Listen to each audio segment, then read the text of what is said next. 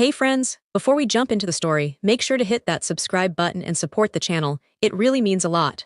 Thank you.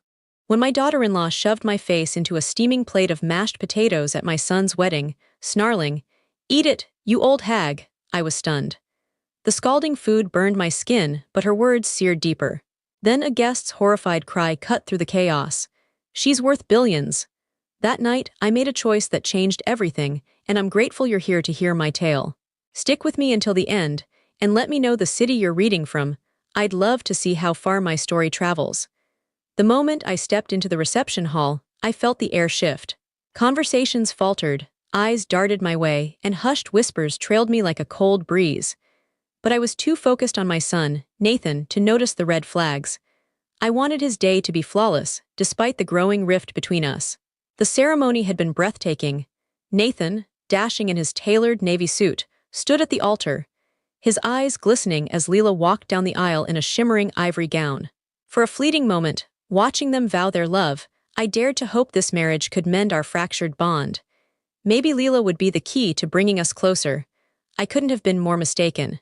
The reception was held in a lavish downtown ballroom, its chandeliers casting a golden glow over tables adorned with crisp white linens. I'd offered to cover the costs, but Leela had politely declined with a smile that never quite warmed her eyes. "We want this to be our own, Mrs. Caldwell," she'd said. I found my seat at table 14, far from the head table where Nathan and Leela would sit, and even farther from the family table where Leela's parents laughed and clinked glasses. I was placed with distant relatives and old acquaintances who avoided my gaze, their small talk strained.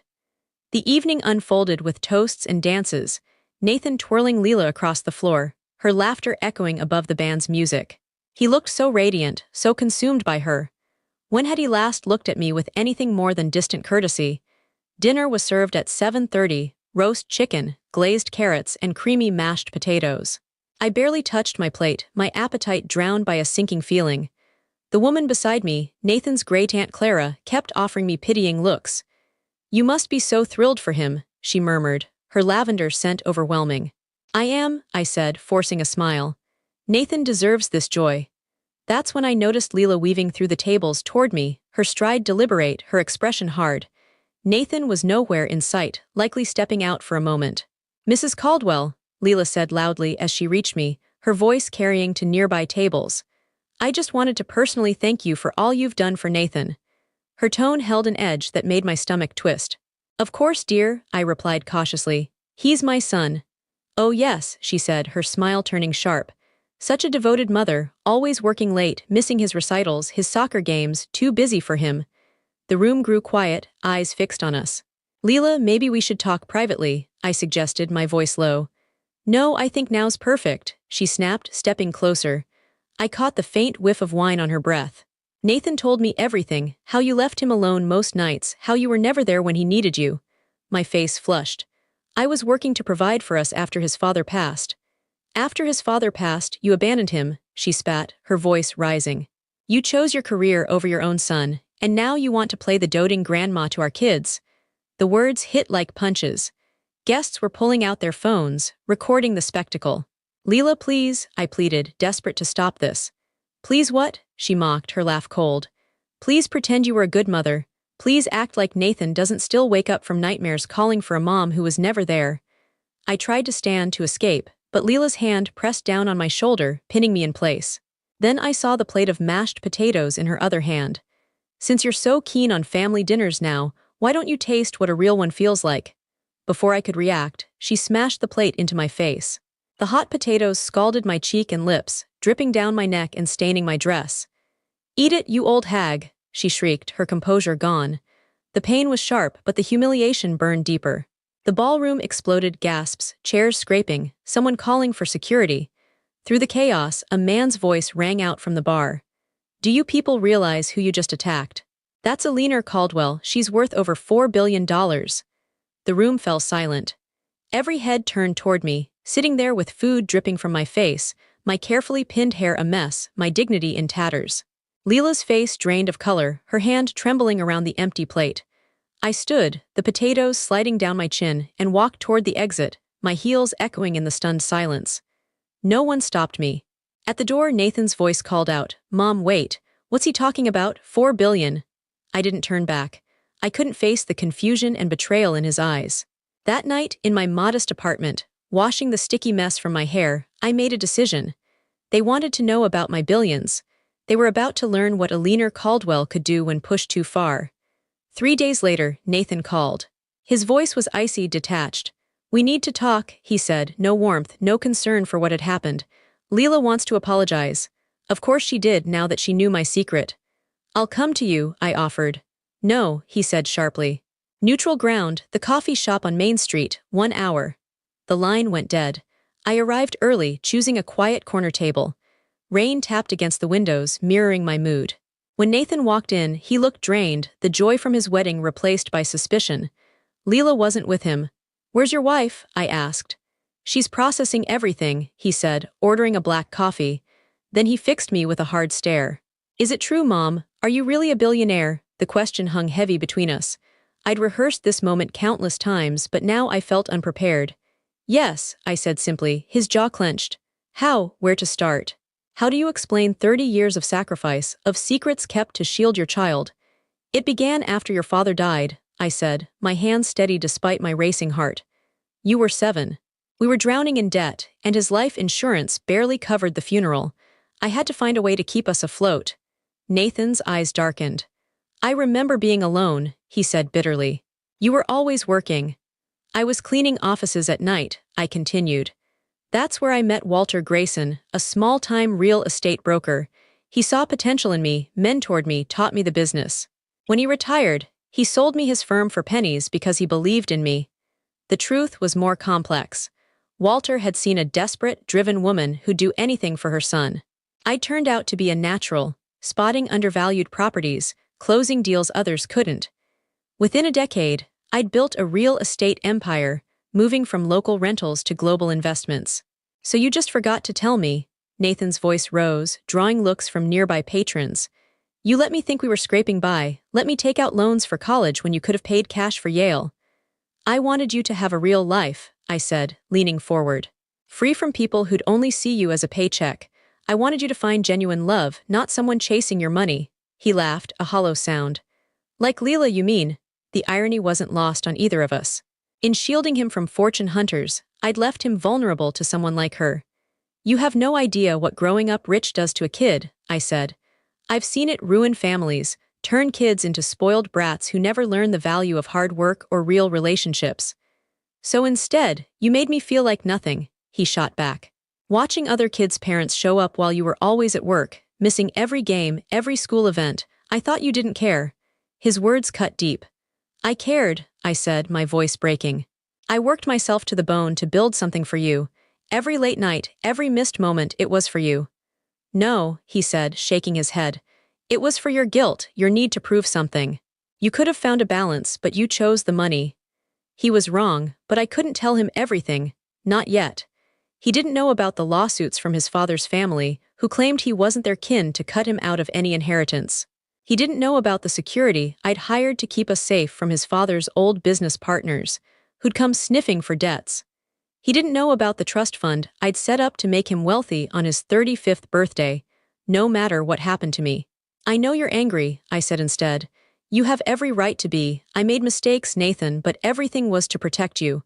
"Protect me from what?" "Having a mother who showed up." "From people like Leela," I said quietly. His face reddened. "Don't you dare, Leela loves me." "Leela attacked me at your wedding in front of everyone," I reminded him. "Is that love?" "She was defending me from someone she thought neglected me," he said, but his voice wavered. "Maybe she was right." The words stung, but I nodded. "Maybe, but that doesn't change what she did, or what she's planning now that she knows about the money." Nathan's eyes flickered with doubt, but he stood abruptly. "I need time to think about this, all of it." He left without looking back, leaving me with my cold coffee and a lifetime of secrets. Outside, the rain had turned to a drizzle, and I watched the city blur through the window, my mind racing. Leela had known about my wealth before that guest's outburst. I could feel it in her calculated cruelty. How long had she known? And what was her next move? I called Vincent Russo, my head of security for over a decade, a former Secret Service agent who specialized in protecting the ultra-wealthy. "Vincent," I need a full background check on someone, I said. Discreetly. If Leela thought she could humiliate me and then worm her way into my fortune, she was about to meet the real Eleanor Caldwell. Vincent's report landed on my desk 3 days later, 2 thick folders that confirmed my worst fears.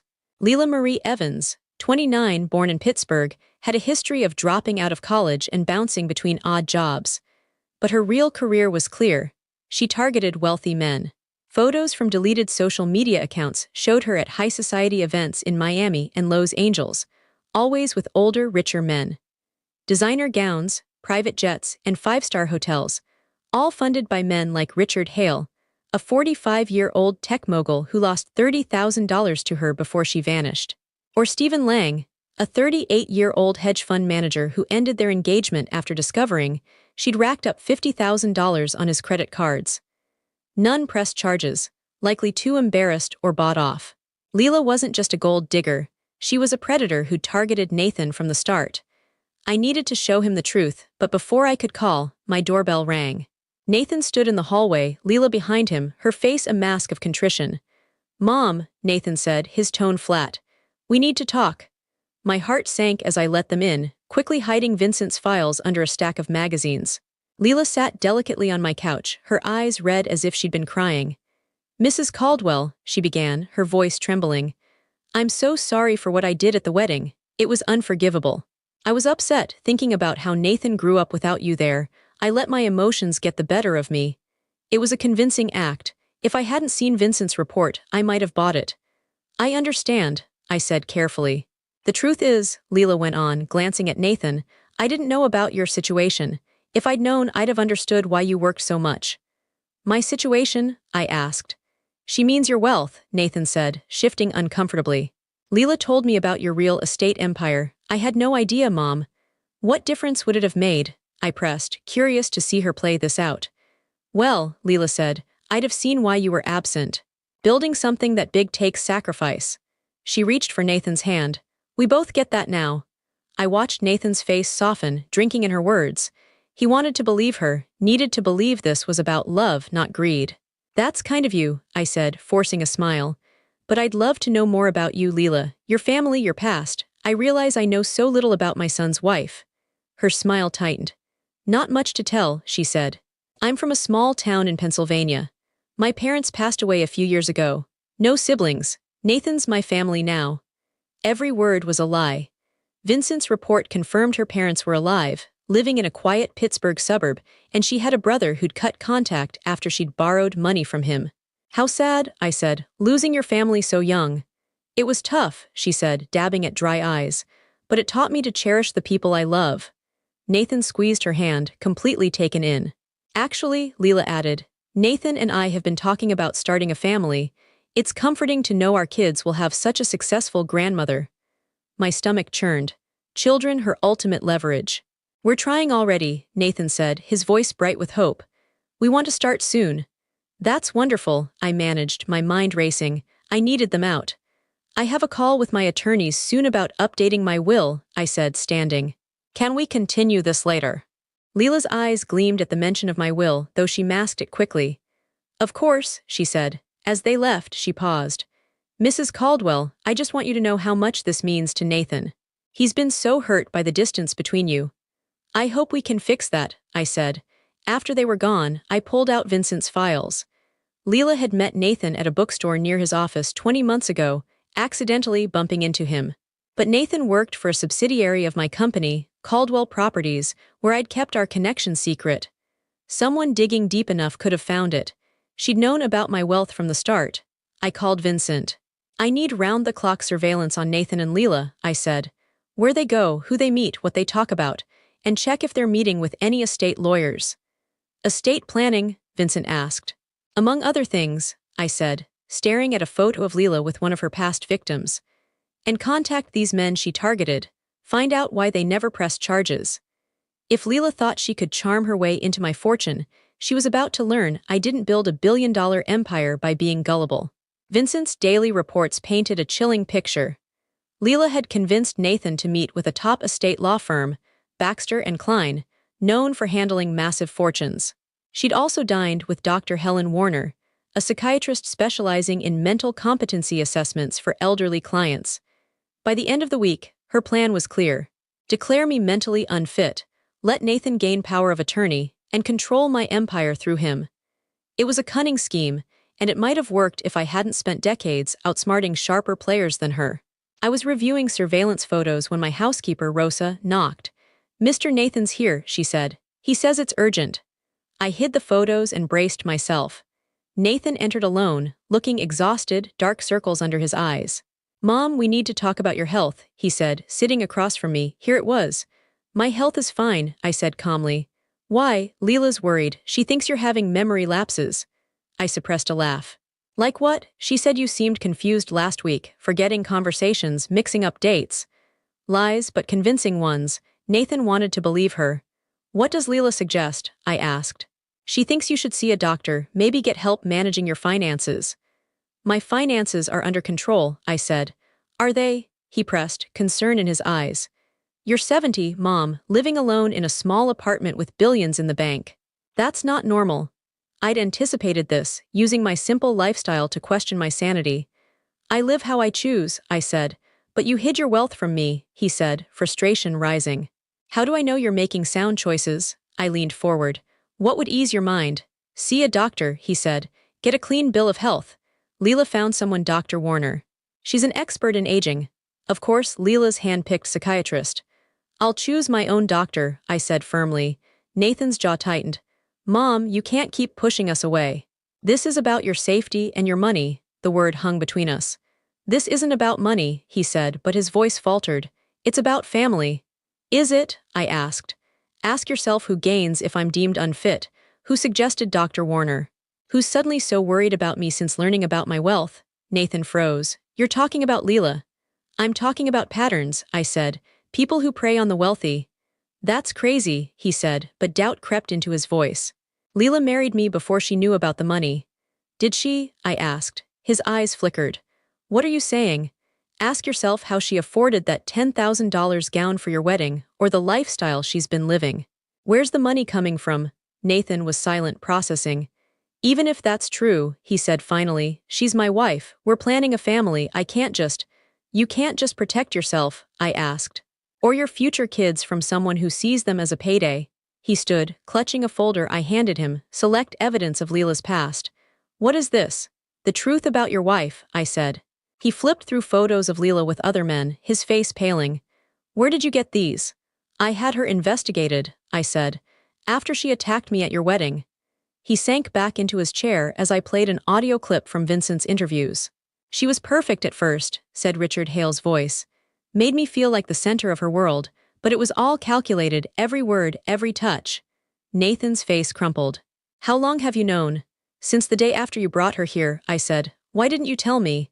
Would you have believed me?" He was quiet, knowing I was right. "What do I do now?" he asked. "Do you want to save your marriage or save yourself?" I said. "I want both," he whispered. "That's not possible with someone like Leela," I said. "She's already meeting with lawyers and doctors, her plan's in motion." He left, clutching the folder, needing time to process. I called Vincent.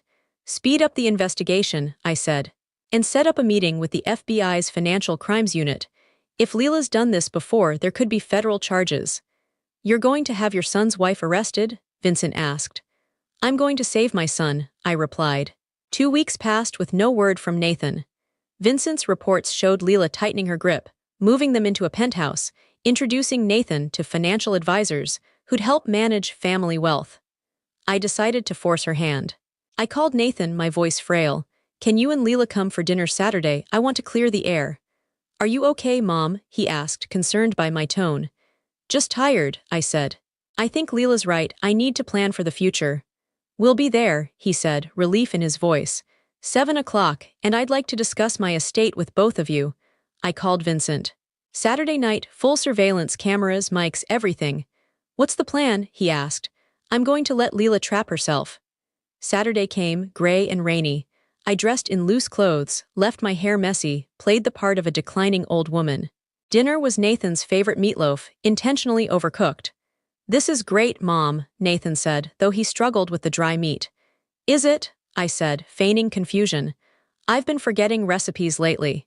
Yesterday I locked my keys in the car twice. Leela's eyes gleamed. That sounds tough, she said. Have you thought about getting help with daily tasks? Maybe, I said, playing along. The finances are the worst. All those accounts, it's too much.